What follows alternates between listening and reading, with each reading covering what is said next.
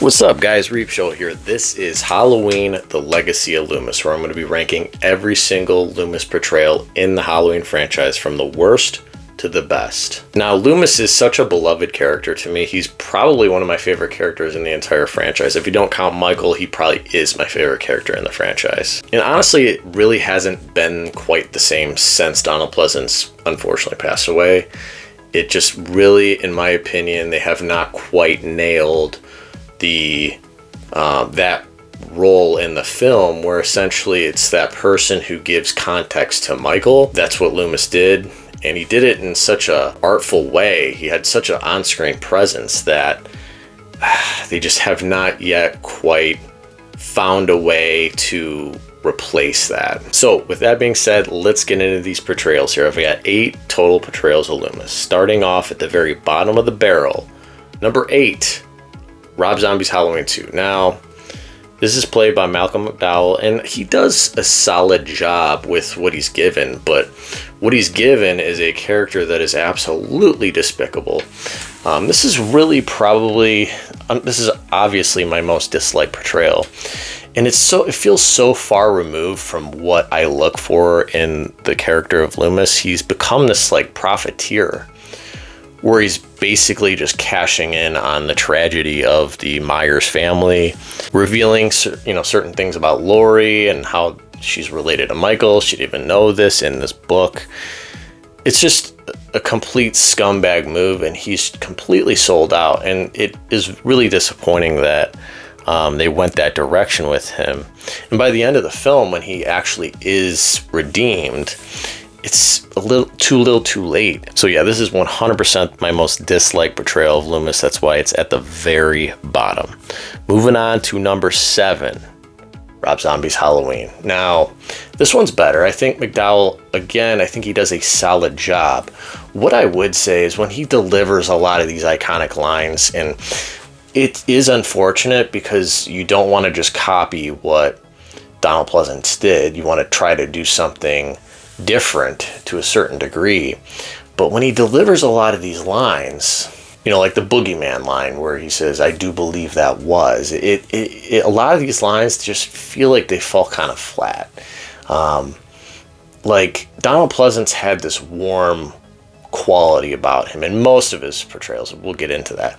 But McDowell kind of has like a more colder approach. At least that's what I take away from his performance. I think he does a solid job. It's not that it's bad. It's just not what I'm really looking for with a Loomis portrayal. So yeah, like I said, it's fine. It's just not that memorable in my opinion. Moving on to number 6, we've got Halloween 5, The Revenge of Michael Myers. This portrayal of Loomis is absolutely batshit off his rocker nuts. Now, when you look at what Loomis has been through with Michael, it does make sense that he would be this crazed, this out of his mind, to go to any extent to try to destroy Michael. And it does make sense that he would do that. I mean, he's done everything and the guy is still, he won't die. And it's got to be maddening and driving him crazy, right? But it's still not likable, and he is still, he's like harassing Jamie. He's basically using her as bait to try and kill Michael. Like I said, it makes sense from a narrative standpoint, but it's just not that compelling and likable in my opinion. So that is why it's at number 6. Moving on to number 5, we've got Tom Jones Jr. from Halloween Kills. Now, this is really just a flashback scene. And he looks very close to Loomis, and it's honestly incredible what they can do with just prosthetics and makeup instead of, the last thing I want to see is a deep fake CGI Loomis. Like, just utilize an actor that looks similar and do what you can to make it look close. I appreciate that so much more than just the CGI deep fake technology that's just not there yet, right? He really does a great job. It's really just the voice that is slightly off, but I would have liked to have seen an entire film in that timeline, right? It's just that we don't get a whole lot of it, and that's why he kind of ranks middle of the pack for me. But it would have been nice to kind of get more Loomis from kills, or even some in ends, right? Moving on to number 4, we got Loomis from Halloween 6, The Curse of Michael Myers. I really love this performance. It's a much more reserved, subdued performance. He feels more quiet. You listen to what he has to say. He takes his time when he talks. And obviously, between 5 and 6, Donald Pleasence had really aged quite a bit. And this is one of his last films, if not his last film, before he passed away. But he brings this energy that you listen a little harder when he talks, and you're genuinely interested in hearing everything he has to say. Now, in the theatrical cut, you get less of him, but in the producer's cut, you get more with Loomis, including the voiceover, which I really appreciate. Like I said, I love this performance. I have a ton of nostalgia for Halloween 6 in general. It's one of my favorite Halloween films in the franchise. And it's just fitting that this is, Loomis's last film. And I feel like it's kind of underrated. I feel like this film is a lot better than people give it credit for. I think a marriage between the two cuts would be the perfect cut. But yeah, love this performance from Loomis. It's just that he's much more reserved and soft-spoken, and I appreciate that. But that, there are a couple more performances that I just feel bring that classic Loomis energy. Moving on to number 3, we got Halloween 4, The Return of Michael Myers. This is top tier Loomis here. Love this performance. He's more weathered, and he's just been pursuing this for so long that he is starting to lose it a little bit. He's not even close to being Halloween 5 level, but he is starting to kind of get a little more unhinged. And I like that. I like that energy that he brings, Just some classic scenes in the diner where he's talking to Michael and Michael's all bandaged up. Love those scenes.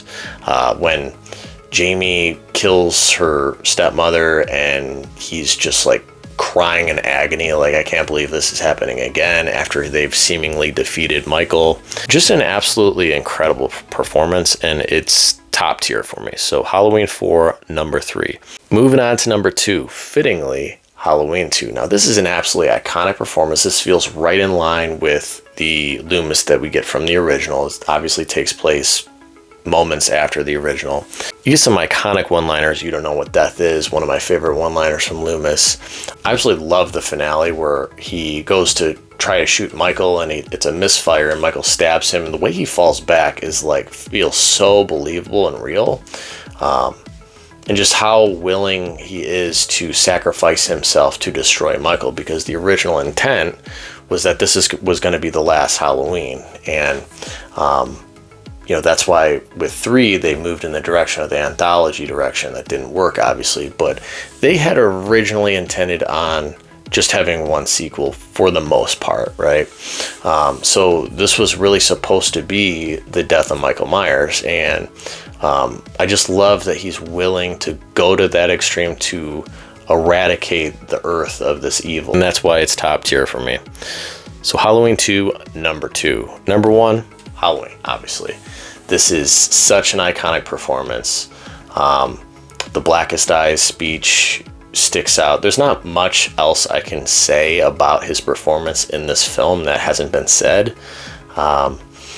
He makes that film. He really does. He is such an important part of that film. If you don't have him, in my opinion, it doesn't work. It really doesn't work. He has such a presence. Like I said, he was just an anchor for this franchise. He said he would have done Halloween for the rest of his life if he could have. What do you guys think? What are your favorite Loomis performances? Let me know in the comments. That's it for now. Stay tuned for more. Peace, guys.